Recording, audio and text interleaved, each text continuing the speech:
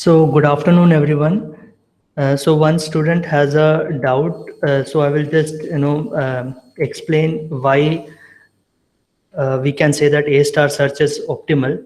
So we saw that if we have a heuristic function h of n which is consistent, so basically the triangular inequality property is satisfied, then we can show that along any path. So these can be different possible paths. So along any path, the value of f of n, which is the evaluation function, will be non-decreasing. So when a particular node, let us say N3, comes out of the priority queue, we know that the f of N3 is minimum because the evaluation function is non-decreasing along any path, and uh, for this particular node, f of n3 happens to be the least value for the evaluation function in the priority queue. So every other node which is there in the priority queue has a evaluation function value which is greater than n3. So f of n3 is less than or equal to all the other nodes that are sitting in the priority queue, which means if we get to n3 through any other node, the evaluation function value will be more than what we have got now. So when a node comes out of the priority queue, we are sure that the evaluation function value for that particular node is minimized, is minimum. Is this much clear? Yes, sir. Okay. So now f of n3 is nothing but g of n3 plus h of n3. G of n3 is the length of the path from the initial node to n3. So when we popped a node out, what was the path that brought us to that node from the initial state? Length of that is g of n3. H of n3 is our estimate of what is the length, how far is the goal state from n3. So this is the heuristic from n3 to the goal state. So the heuristic value, which in our case we saw was the straight line distances, is fixed. For any given node, straight line distance is fixed. So h of n3 will not change if we come to n3 from some other path also. Uh, Whichever path we reach n3, h of n3 will remain the same because it is not dependent on the path that we came from I to n3. It is a heuristic function value specific to n3. So for this particular node, we can treat h of n3 as a constant. What is changing is g of n3 depending on which path brought us to n3. So when f of n3 is minimized, g of n3 will be minimized, because if this was not minimized, then f of n3 cannot be minimized. It will mean that we can reach n3 through some other path which has a smaller path length from I to n3, so which will further minimize h of n3. But the way we have argued, this is not possible because we are because of two things. First thing is f of n is non-decreasing, and second thing is we are using a priority queue and getting the minimum possible the evaluation function value at each iteration. So when a node is popped out of the priority queue, we know that the length of that node from the initial node is minimized. So we have found a minimum length path from the initial state to node n3. So every time a node is popped out of the priority queue, we have found a path from the initial state to that particular node, not just any path, the shortest path. So every time a node is popped out of the priority queue, we have found the shortest path from the initial state to that particular node. Now, if we keep on repeating this process and finally the goal state pops out, that means we have found the shortest path from the initial state to the goal state. So that this is how we have argued for optimality for A star search. If you have any questions, you may ask. So this heuristic won't work if we are using if in our paths we are considering other factors like road quality and all that stuff, right? Um, I mean, if the path cost is different from what we are using right now in this question. the abstraction that we are working with, given the abstraction that we are working, so obviously we have abstracted out the problem from a real world scenario, and what we are saying is we are given the step costs of different state. Now there could be different variables that might affect those step costs, like whatever different factors that might make the step cost not to be a constant. But we are ignoring all those factors. We are assuming that we are given the step cost and those step costs remain constant, and we are given some certain heuristics and those heuristics also remain constants. And if under these assumptions, so basically we are abstracting out the problem, uh, whether we can reach optimality. So if we are working on the abstract, at the initial stage of this, I'm not sure if you have missed my previous lectures. We were talking about a well-defined problem. We said that if certain things are known, then we say that the problem is well-defined. So those things included initial state, the transition model, the goal state, and the step costs. So if these things are known, then we say the problem is well defined, and we can use any of our different algorithms that we have seen so far. We are not considering other factors that might influence. So Okay. yeah, so as long as our problem is well defined, and one more assumption that we made is that the step costs are positive. So that must be true in this case also. Otherwise, we won't be sure that the f will be strictly increasing. I mean, will be non-decreasing. Another implicit assumption that we are making is that the step costs are all positive. Yeah. Yes, sir. Thank you. Okay. So I just quickly wanted to make some announcements. I have mentioned this earlier also, but there are some students who missed that lecture. So we will be having our first test. We will have 3 tests. Please go through the handout. And the first test, there will not be any change of date. So it will happen on September 11th on Friday during the lecture hour. So during the same between 3 to 4 p.m. it will be half an hour test, but I will schedule it later. I mean, it will be sometime between 3 p.m. and 3:50 p.m. It will get over by 3:50 p.m. for sure.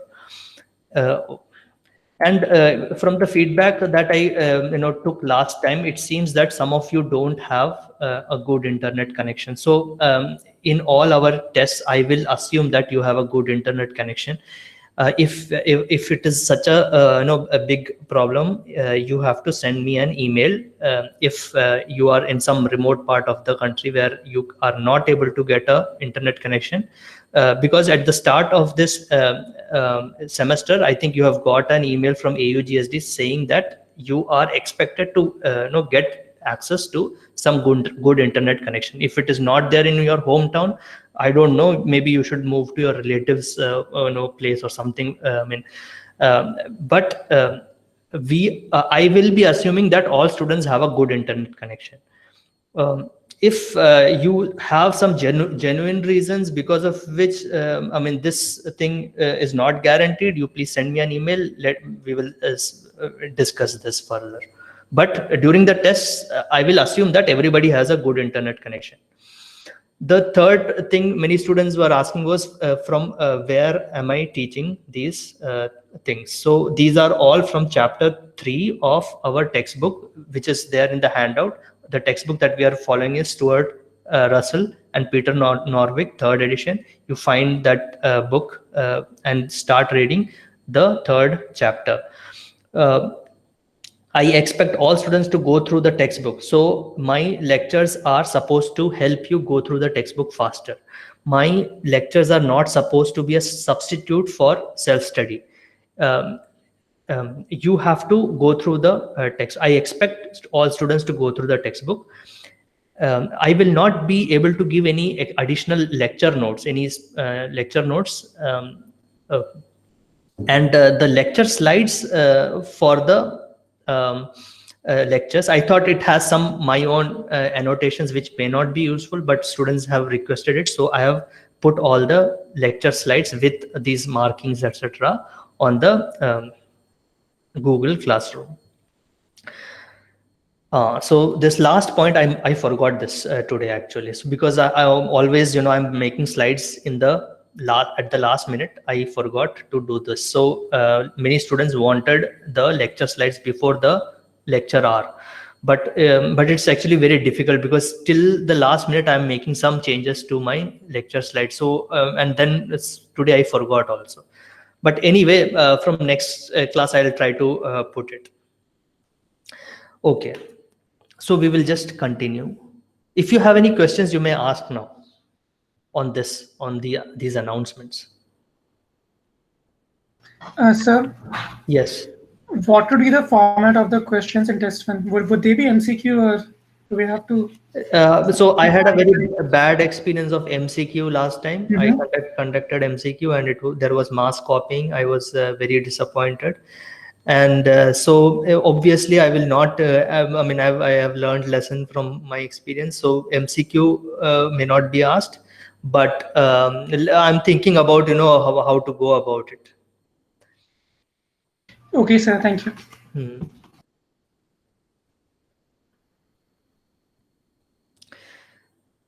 Any other questions? Okay.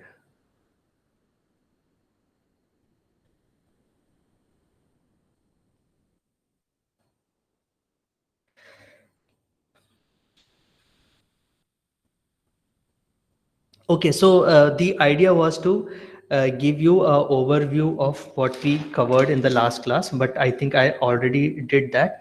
But just the main points is that how A-star search is different from uniform cost search. That part is clear now. So we are using evaluation function f of n, which is g of n, the path length from the initial state to node n, plus the heuristic function h of n. In uniform cost search, we are only looking at the path length. We are not having any heuristic function. So you may think of it as a special case of A-star search where the heuristic function always gives a 0. So if we can think of it that way, then our A-star search will behave just like a uniform cost search. We, as I said, made certain assumptions on our heuristic function h of n. We said that it should be consistent. If it is consistent, then we can show that the path that we get will be optimal. So optimality part was clear. What was not very clear is how does this heuristic function help, and whether A-star search is indeed better compared to uniform cost search. So let us quickly take a simple example.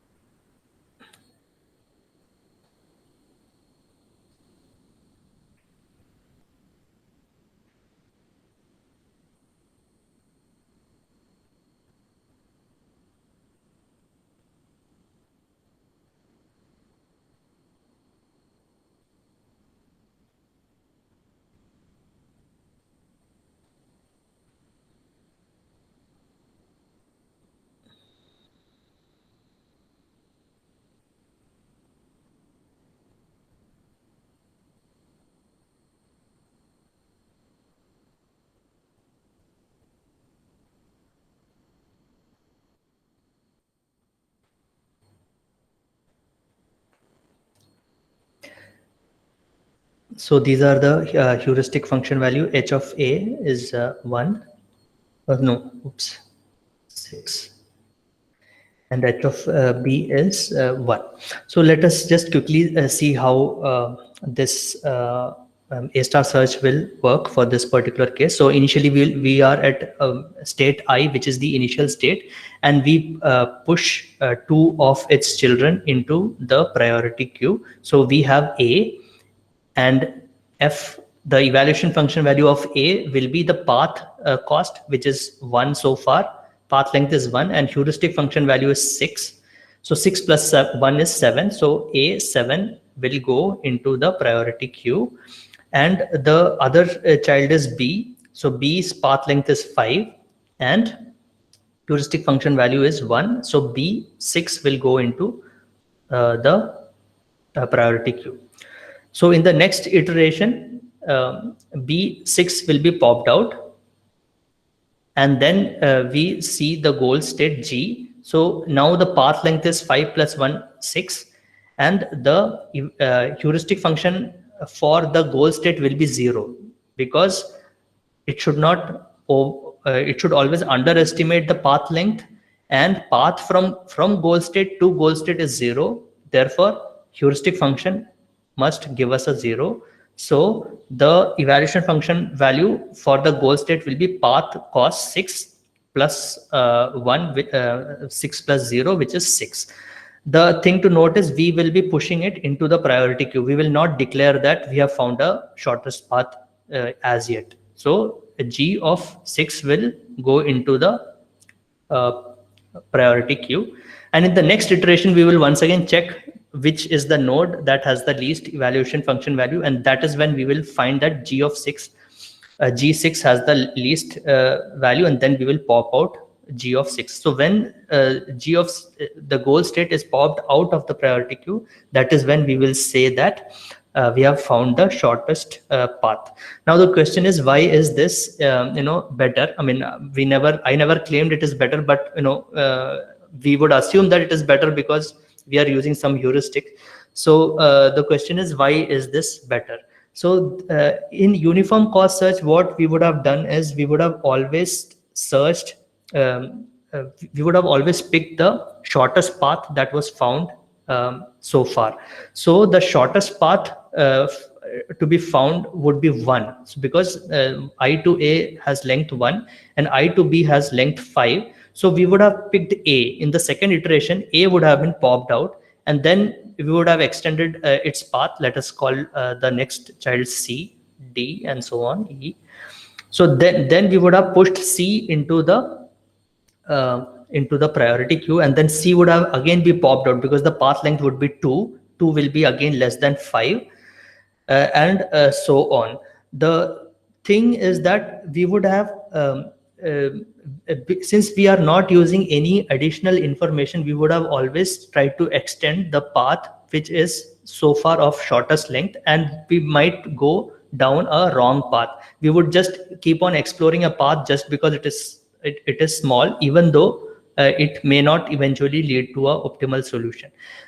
By using the additional information, we are able to, at A itself, we are able to see that this is a worse choice, because the heuristic function gives a value of 6, which means the path from A to the goal state is at least 6, because remember, a heuristic function value gives a lower bound, right? It should be admissible. Admissible means it should always underestimate.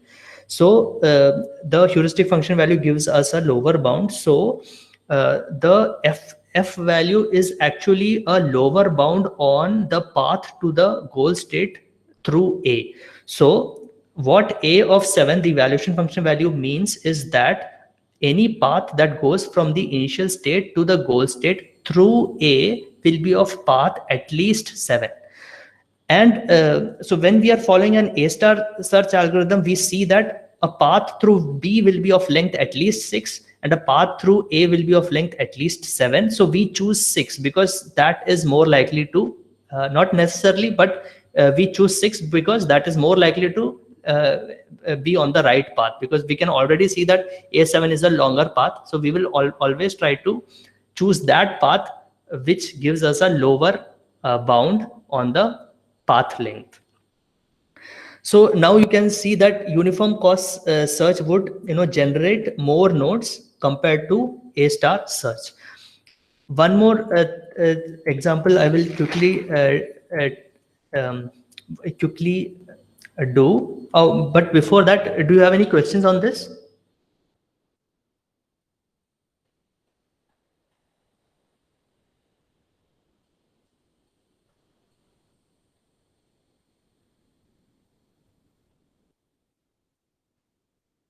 Okay, so I will continue.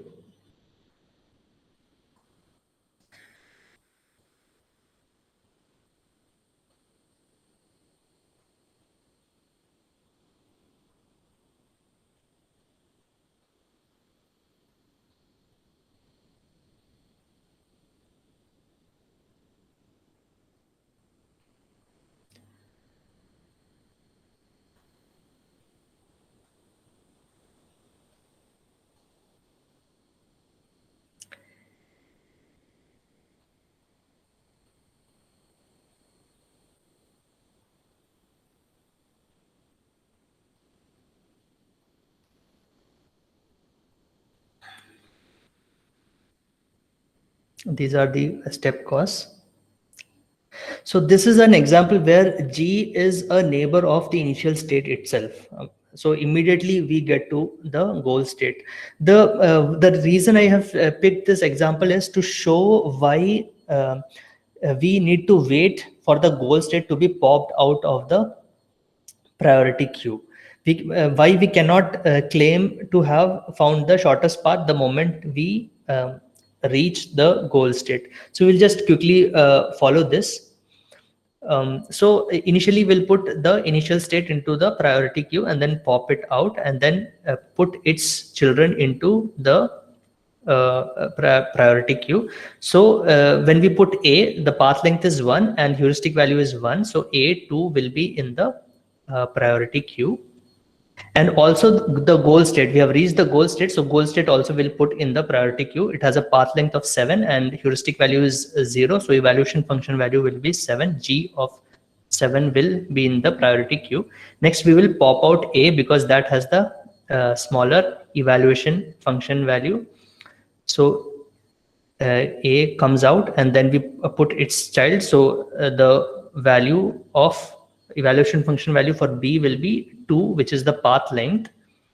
So path length is 2 plus the evaluation heuristic function value, which is 1 again. So it will be B3 will go into the priority queue. Again, we will pop B out because that has the lesser evaluation function value. And we will again get reach G. So now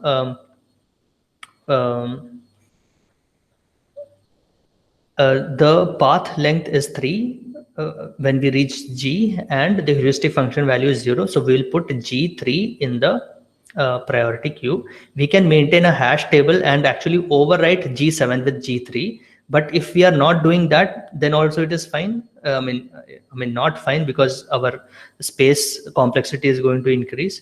But for the time being, let us say that we put G3 also in the priority queue. And then next time we will pop G3 out, and that time we are sure we have found the optimal path.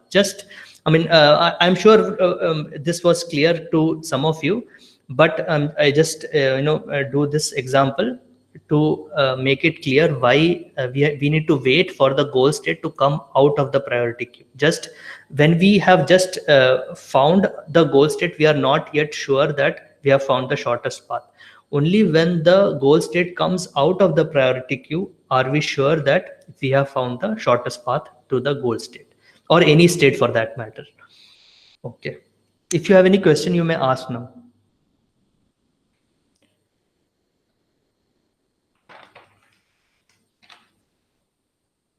Sir, in the priority queue, we can just use the increase priority function, right? Increase priority function, what do you mean by that? I mean, priority queues have a method that increases the priority or something like that. Okay, so I don't know if you are, you are bringing in different subjects here, maybe something you studied in operating systems, is it? No, sir, not exactly. Oh, okay. So, but in this particular chapter, the priority queue that we deal with has only three functions. First is we can check whether the queue is empty or not. The second is push into the queue, and third is pop from the queue. So these are the only three functions that are given to us. Okay. Okay, sir. Sir, when we proved for the consistent heuristic, we proved that f of n dash is greater than or equal to f of n, right? Right. So there, is it like n dash is at a greater depth than n? It is on the path. It is lower down the path. Any path. So, okay, so I can't say that n dash is at a greater depth. We can't say that because it depends on the order in which we have popped out a queue. It need not be at a greater depth. No. Okay. In just an example, let us say this is 100 here. This is 1. This is 1. And this is goal state, or not goal state, this is something else. But here, suppose we have a edge that is 1. So our A star search will discover this path because this is of much lesser evaluation function value compared to this. So the next node in the path need not necessarily be deeper compared from the initial state. Are you getting my point? No, sir. Can you repeat? Okay. So in this particular example here, I am making one edge very large here, and all the other edges are small. So and the heuristic functions also you can think of. You can think of that this heuristic function is not very large. Let us say 20 or something. So the point here is that the A star search will pop this particular node first, and then probably this node, and then it can pop this node out. Right. I got that. Okay. Okay. And sir, when you say HN must be admissible, it should underestimate. So can we formally state that as HN should be less than the length required to go from that node to the goal state? Yes, correct. Okay. So yes, so h of n should be less than or equal to minimum path cost from n to goal state.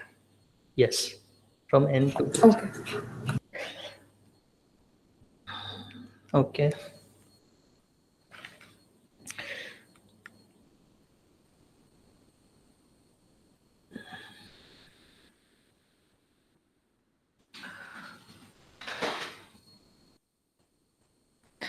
Okay, so we will try to understand this in terms of contours.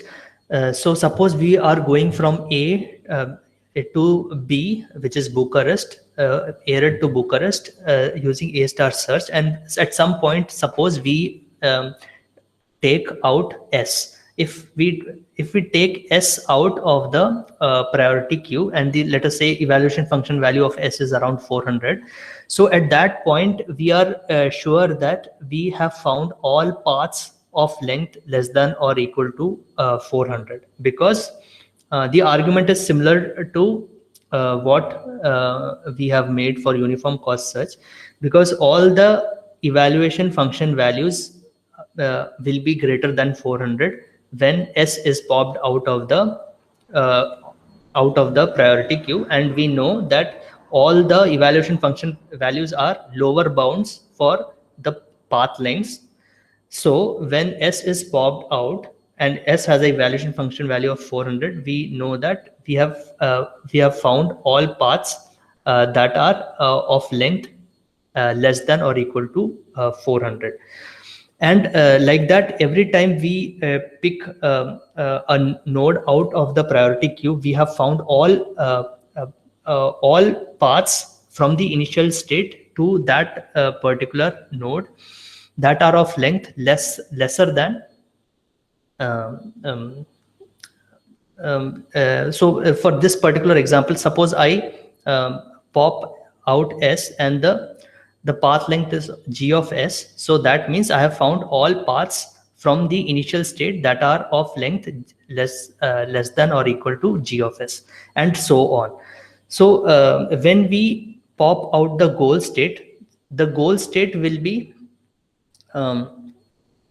the length of the goal state will be nothing but our optimal value. So g of g will be c star, which is the minimum path cost. So when we pop out g, that means we have popped out all nodes that have a value, a path length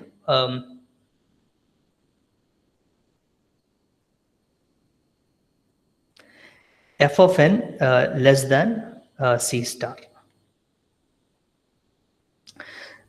So what happens in this particular case is that some of the nodes that have f of n greater than c star are never popped out of the queue.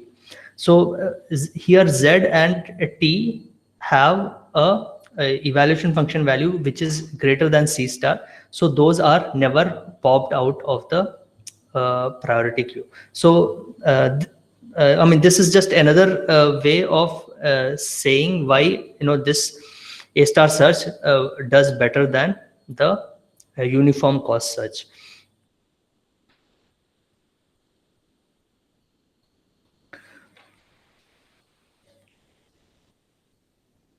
So if we have only finitely many nodes that have f of n values less than c star, then we are guaranteed to find a goal state. So this algorithm is complete, because eventually we would have popped out all the nodes that have a evaluation function value less than the optimal path length, and we will eventually find a solution. So this algorithm is complete. It is also called optimally efficient.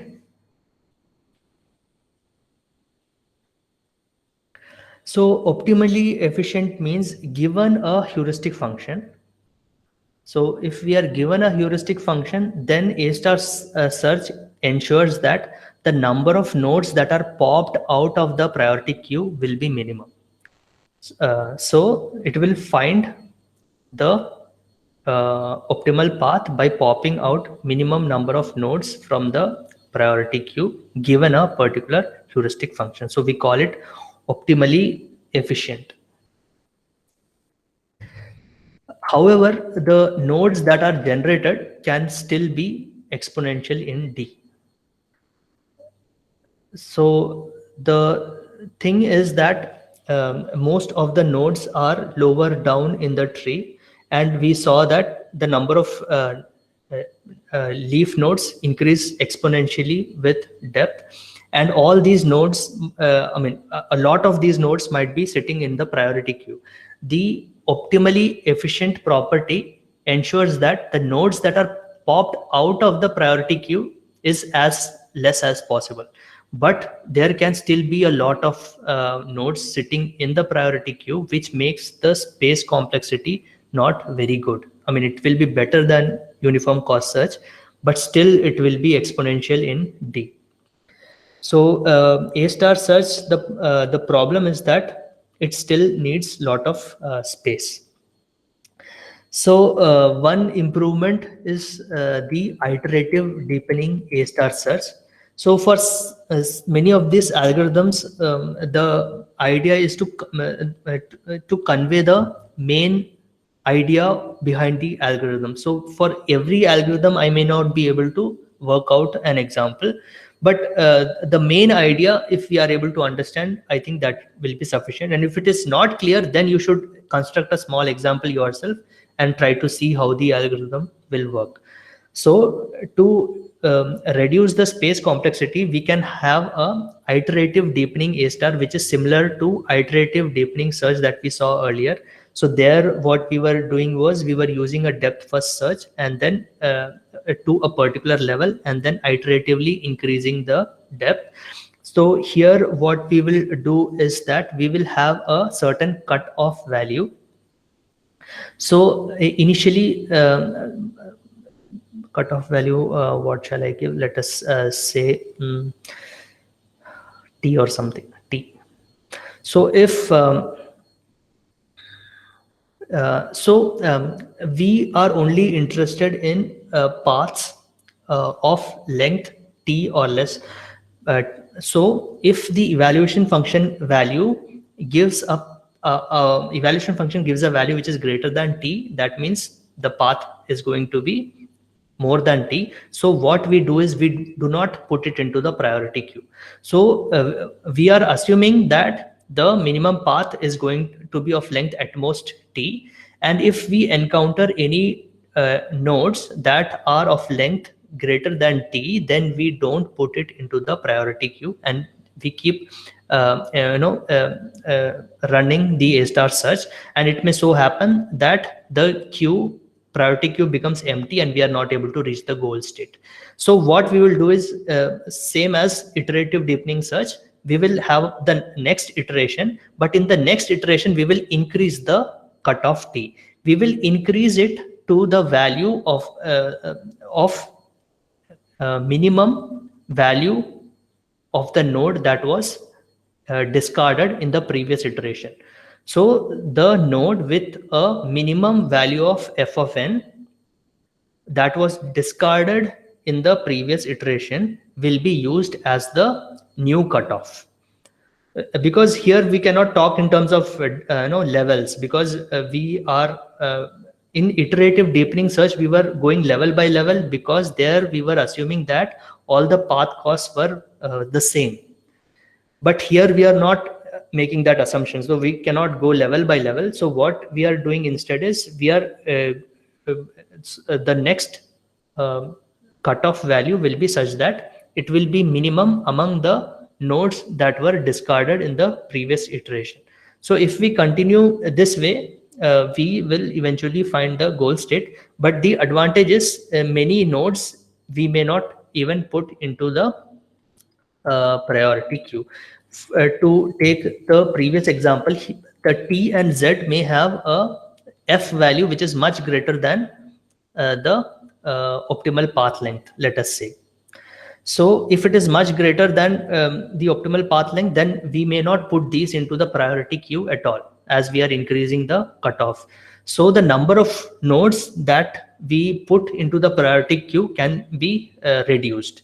But the additional cost is that we are regenerating several nodes, just the way we did for iterative deepening search. So there is some increase in time complexity, but we have improved on the space complexity. Further, if you have any questions, you may ask now.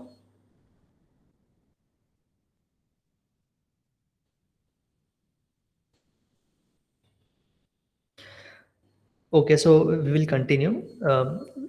So a further improvement to this iterative deepening A star is recursive best first search. So here actually we completely do away with the priority queue. We don't use the priority queue at all.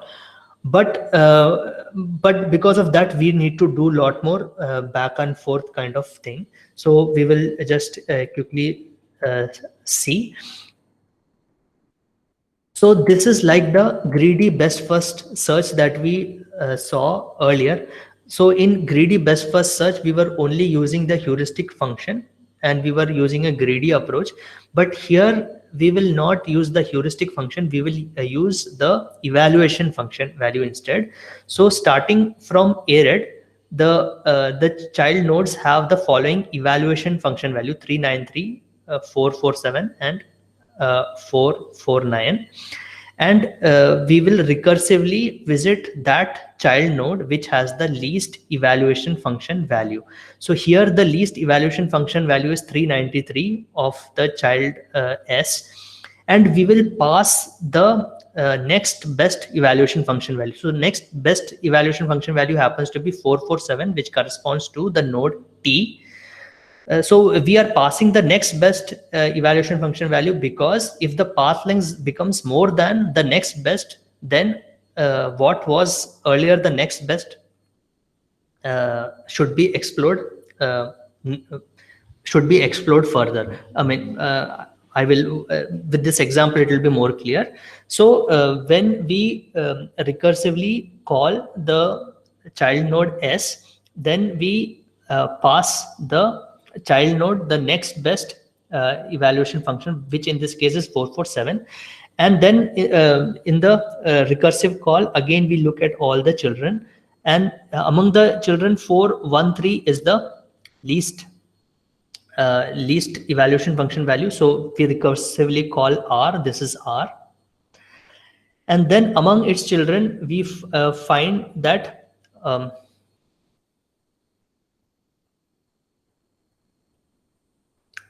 least value is 417. But before that, when we called R, we passed it the next best value, which was 415. So here in this, when we called the child node S recursively, we found that one of the child nodes was having 415, which was better than 447, which is in the one level above. So we have 415 and also we have 413. So since 413 is better among the two, we pick the 413 child, and we pass the value of 415 to this child, because 415 is the next best value. So when the node R is recursively called, we look at all its children, 526, 417 and 553. So 417 now happens to be greater than the next best value, which is 415. So we don't explore further. We return the function call to the parent, because we want to explore 415 now, because 415 seems to be a better path. Earlier we were not sure. Earlier it seemed to us that 413 was better, but when we checked its children and found the heuristic function value and the step, based on the heuristic function value as well as the path length, we found that the evaluation function value is greater than 415. So we now want to go back and explore 415 further. So we return from that a recursive function called R. But while we are returning, we will do something. We will update its F value. So F value gives us the lower bound for any path through R. When we looked at its children, we saw that the lower bound is going to be higher. So we have updated the lower bound to 417. Earlier it was 413. Now we have updated it to 417. And now we are going down 415. And we are passing it 417, because the next best thing is 417. And we explore its node, and we see we actually reach the goal state, but the evaluation function value is 450. So 450 is not the best path that we have seen. 417 is better than 450. So we need to go back and now check, explore 417 further. So we again return the function call. So when we return the function call, we release the memory that we have used up. So that is why when we return from a function call, that node again becomes white in color. It's no longer gray. That means we have released the memory that was used up for that node. So when we reach Bucharest and we find its F value is 450, we have a better path of length 417. So we go back and try to explore that further. So when we go back, we explore that 417 path, and then we find that we again reach the goal state with a evaluation function value 418. At this point, 418 is the best, because the next best happens to be 447, which is greater than 418. So if that happens, then we are sure that Bucharest is, we have reached Bucharest through the shortest possible path. Basically, this is just the A* search. Only thing is we are not using priority queue at all. We are just going back and forth in the graph, in the tree itself. But in the process, what is happening is we are releasing memory for some nodes and regenerating those nodes. So there is some repetition that happens. But overall, since we are not using any priority queue, and at any given time, we are only having those nodes that are along this particular path. So along a particular path. So at any given point in time, we are having only those nodes in memory that are along a given path. And since our goal state is at a depth of d, we are sure that the space requirement will be linear in d, because at every level we are storing only nodes. Space requirements are linear in depth. We are not we are not storing the information about all the nodes at a particular level. That is not we are doing. The reasoning is exactly same as what we did for depth first search. So the space complexity is now linear in D, but we have time complexity will be slightly worse because we are regenerating some nodes. If you have any questions, you may ask now.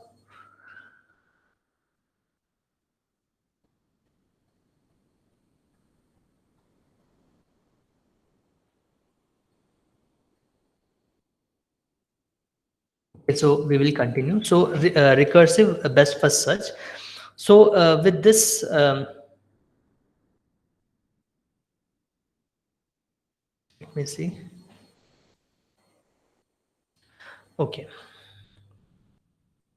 So something about time complexity for A star search. So the time complexity analysis for A star search is difficult because it depends on how good our heuristic is, right? So it's difficult, and also the heuristic depends on a particular problem. So there are two things. First is whether a problem has a heuristic, and if it has, then how good is that heuristic? So because of these things, it is difficult to do a time complexity analysis, a formal analysis of the time complexity. But suppose we have two heuristics for a given problem. So in our problem, we have the straight line distances, but suppose we have another heuristic which takes into account the topography. So it knows that if there is some hill, then probably the distance will be longer. And if there is some water body between two cities, then maybe you have to go around that water body. So it is giving us a heuristic value which is different. Okay. So let us say that H1 is one heuristic where the value given by the heuristic for a particular node is always less than another heuristic. So we have two different heuristic functions based on some criteria, and we are sure that both are admissible and consistent. And what we know is that one heuristic always gives a lower value compared to the other heuristics. So now the question is, which of these heuristics will be better? I want some answers from you. H2 would be better. Yes. Why is that? Because you would not be wasting time looking at nodes that have value closer to H1. Yes, correct. And H2 would be more closer to the reality, the real value of reaching the point. Right. So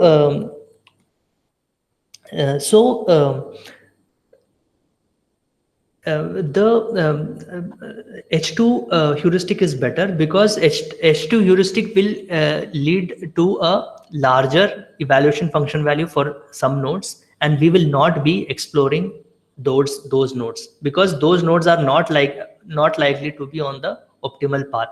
So we will not waste time exploring those nodes for which the evaluation function has a higher value.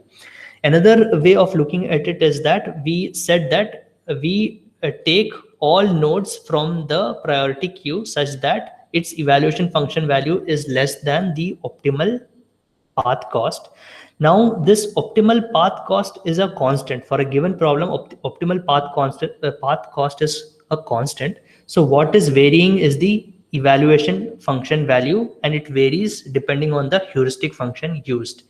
So if we use a heuristic function which is larger, which means it gives a tighter lower bound, the lower bound that it gives is more tight, that would mean that fewer nodes will satisfy this condition where f of n will be less than the path length of the optimal path. So when fewer nodes satisfy this condition, means fewer nodes will be popped out of the priority queue and our algorithm will run faster.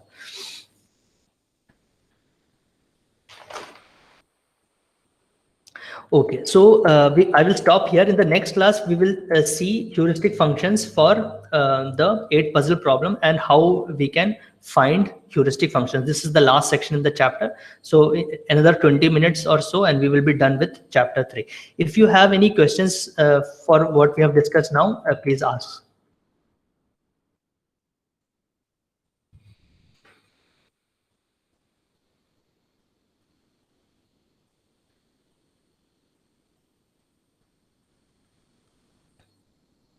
Okay, so we will stop here. We will continue on Wednesday, 3 p.m.